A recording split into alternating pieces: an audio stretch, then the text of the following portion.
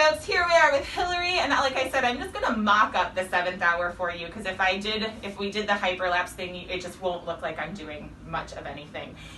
So on the 7th hour, we're going to start with this space, the clavicle, the clavicular sternal joint it's called. And what happens is the clavicle gets really stuck to the rib cage.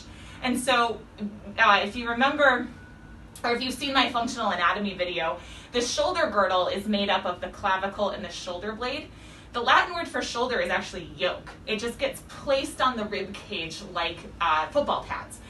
And so it follows where the rib cage goes anyway.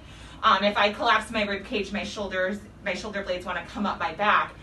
But if the clavicle needs to also be free to be able to just move more efficiently and keep the arm moving more efficiently inside that ball and socket joint.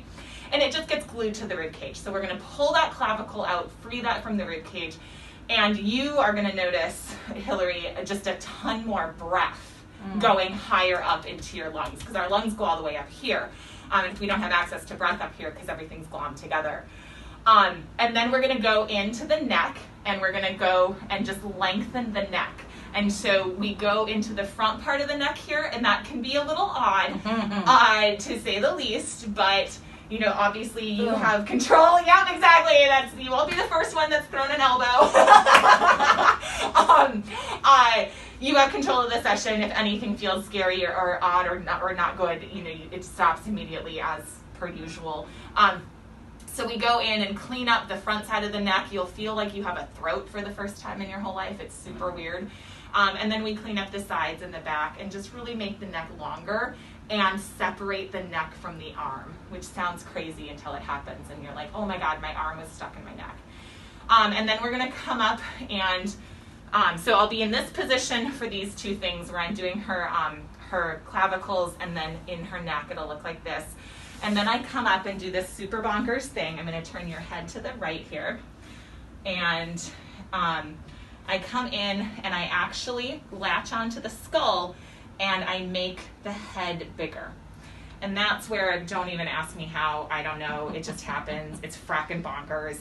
And so we separate the cranium from the neck and get those things moving properly.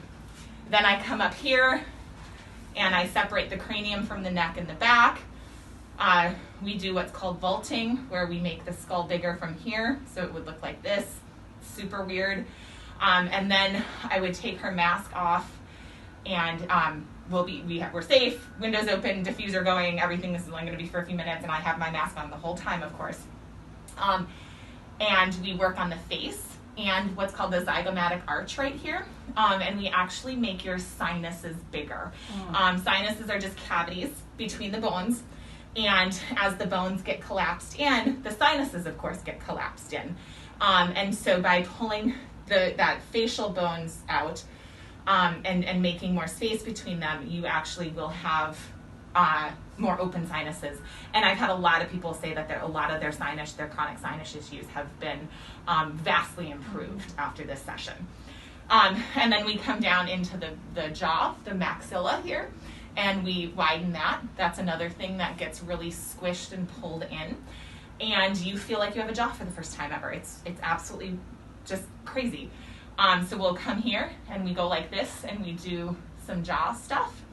And then we come and I will come this way, and from this direction I make the forehead larger.